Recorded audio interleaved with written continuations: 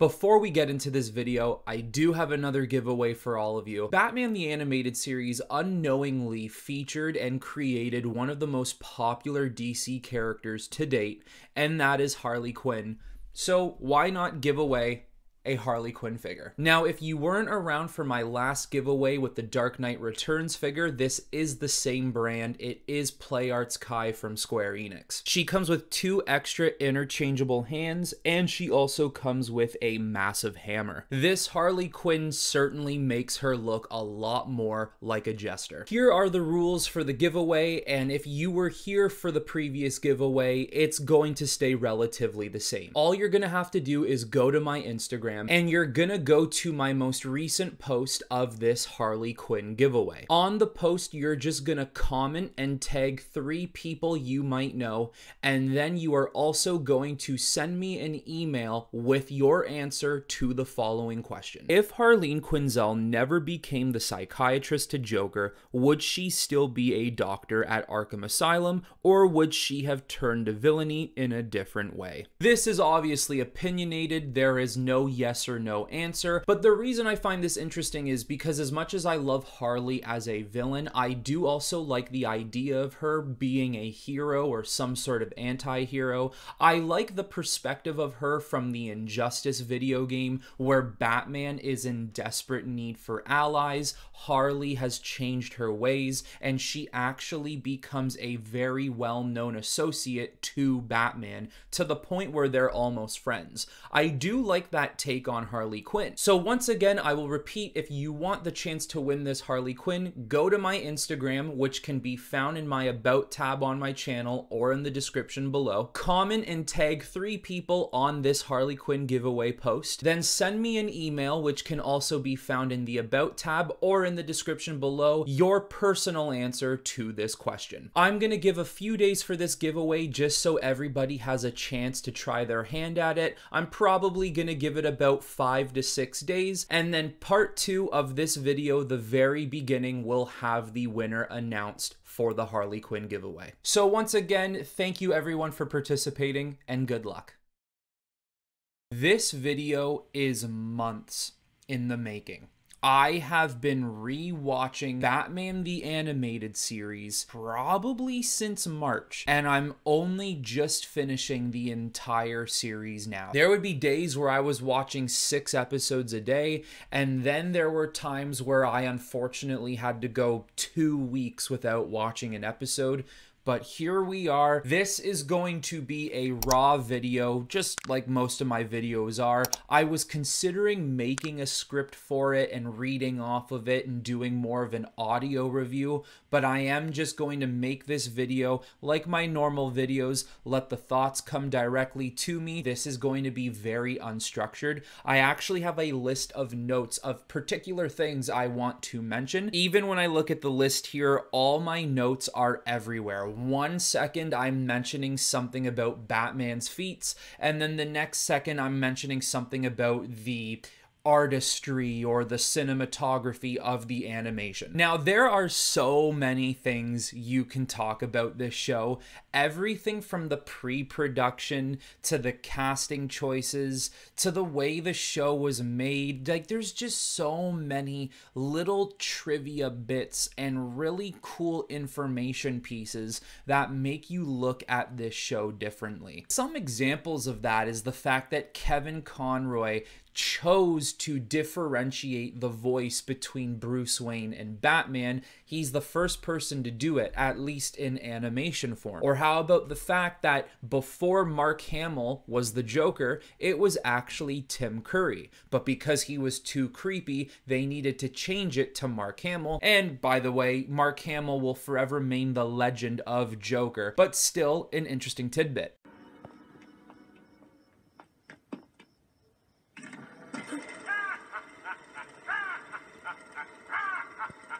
Naughty, naughty, you're making me miss the show.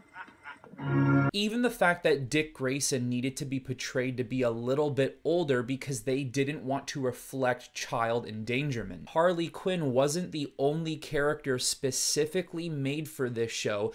Also, Renee Montoya was specifically made for this show, and because of their popularity, they were transferred over into the mainstream line of comic books. Even production-wise, to get that real nighttime Gotham feel, they decided to use dark paper instead of light. And one of the few shows in history who actually banded together all the cast at one time in the same rooms to record their lines, because usually with animation you can get people separately to come in at different times and record their lines and then mash it in all together. Those are just some simple examples that a lot of you more hardcore fans might already know. If you didn't know, well, you just learned something new. But even with saying that, there is so much more trivia about this show that is just really fascinating. And if you do want to know more about the behind the scenes and the inner workings of this show, I highly suggest you go to IMDb and go to their trivia tab, because there are even things I found out that I didn't know. So how do I feel about this show finally finishing it all over again? And let me remind you, a lot of these episodes have been buried deep so far into my brain that when rewatching them,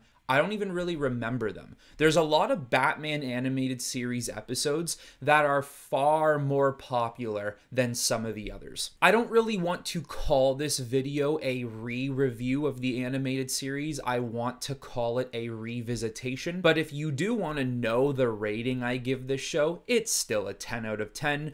Honestly, it was a 10 out of 10 when the show aired years ago. It's a 10 out of 10 today, and it will more than likely remain a 10 out of 10 far into the future. It is so classic, so legendary, and honestly, he is the original Batman.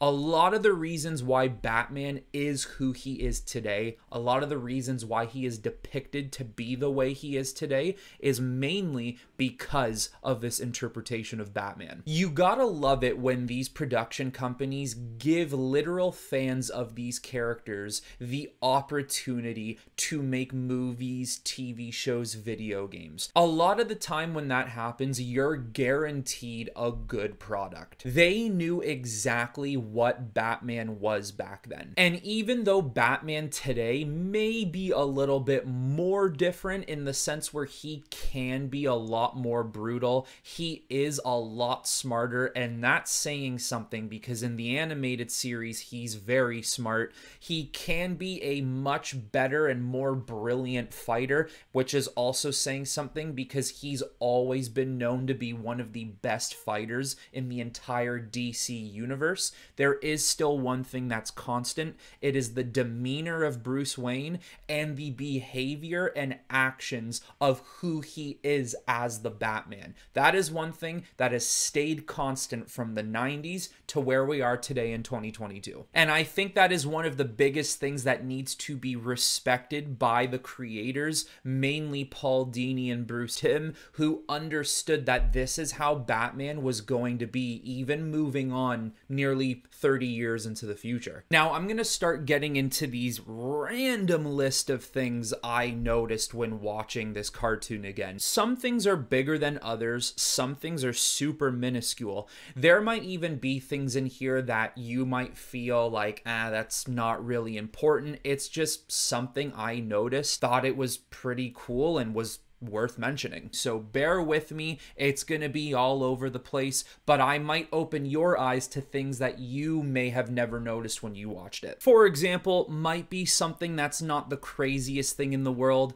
but in a time where Batman was simply just a man in a bat suit who was good at fighting and was really smart, no one was really sitting there talking about how Batman should fight Superman, or how Batman should create a Hellbat suit and fight Darkseid to save the universe. No one was really talking about that when it came to the Batman character, or at least not as frequent as they are today. So back then, you're thinking a lot of things are gonna be him fighting goons, and it is, but sometimes it's the matter of what he does to these thugs. For example, there's an episode where Batman, with one kick, kicks down 3 thugs. They don't just fall on their ass though. They all go flying like 5 meters away from him. They took a little trip south. Certain things like that are a depiction of how Batman can be viewed today. Today, Batman could use one kick to send 3 goons flying,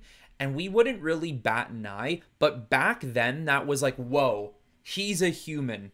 Time out. Speaking of physical strength, there are so many moments in this show where he goes up against Killer Croc. He is so easily capable of just picking up Killer Croc like it's no problem. And they were really good with detail, showing Batman when he was in distress or maybe when he might have been hurt.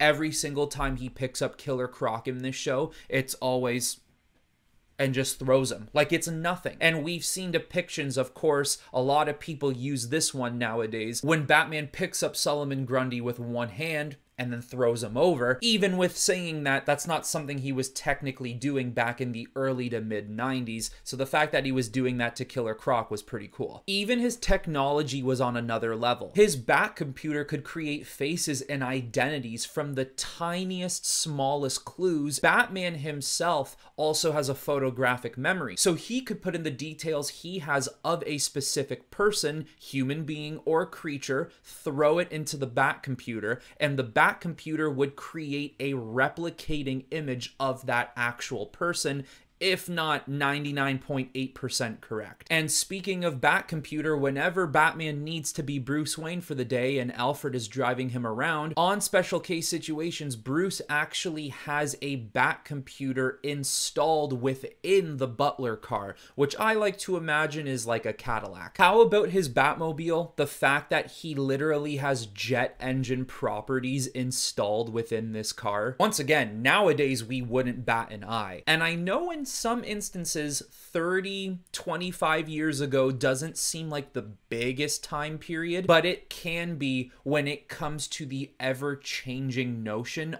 of superheroes and comic books.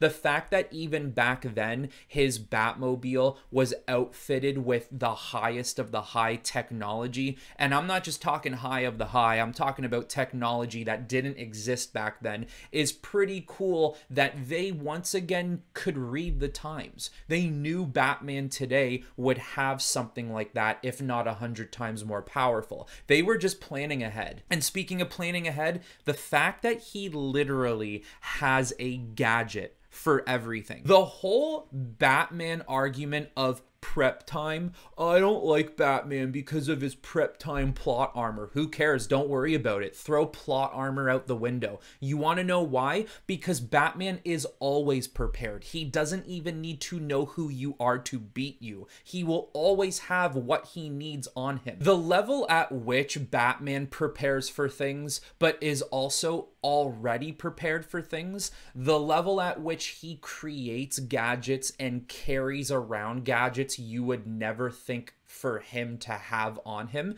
is unmatched. He is on another level. Every single episode of this show, he always has something that is going to help him. Whether it be a small knife hidden in his gauntlet to get him out of a rope tie, or some sort of cement batarang or cement grenade that he can throw at Clayface and solidify him from moving. He's always got something, and it's nuts. Back to some of his physical feats here. He has wrestled a full-grown great white shark. He out-physiqued an extremely powerful metahuman jungle cat named Typerus. Not sure if you guys remember that episode, but it was pretty good. And he also knocked out a metahuman gorilla with one kick while injured. Saying it is one thing, but actually watching those scenes is another thing, because it does make you truly realize there's no way Bruce Wayne is a human. He is a metahuman of some sort. It is crazy. There's an episode called Joker's Wild, and that's a fun episode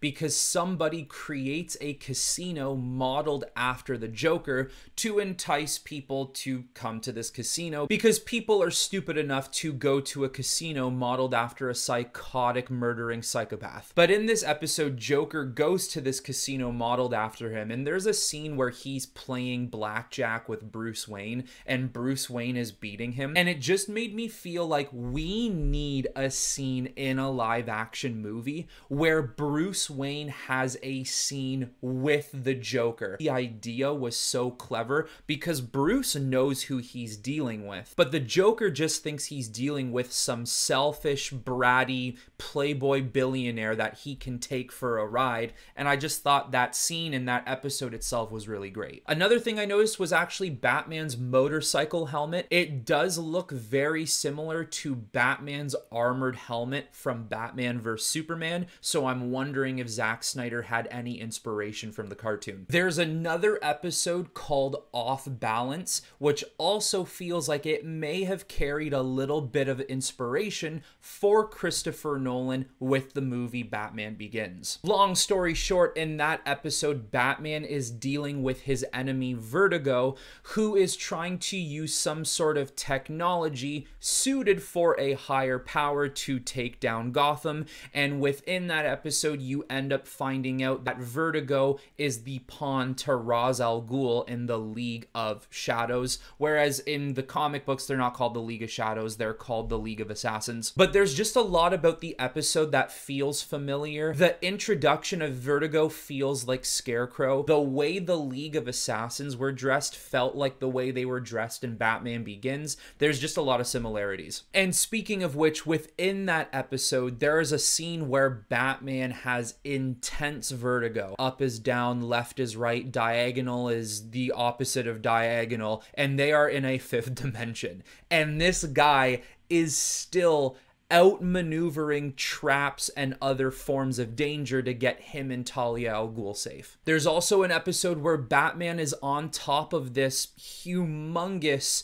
militarized jumbo jet, and Batman, I believe, is trying to take the jet down, and he's literally on the wing of this jet. He's a speck on the jet, and with his physical strength, he is pushing the wing down physically with no other help.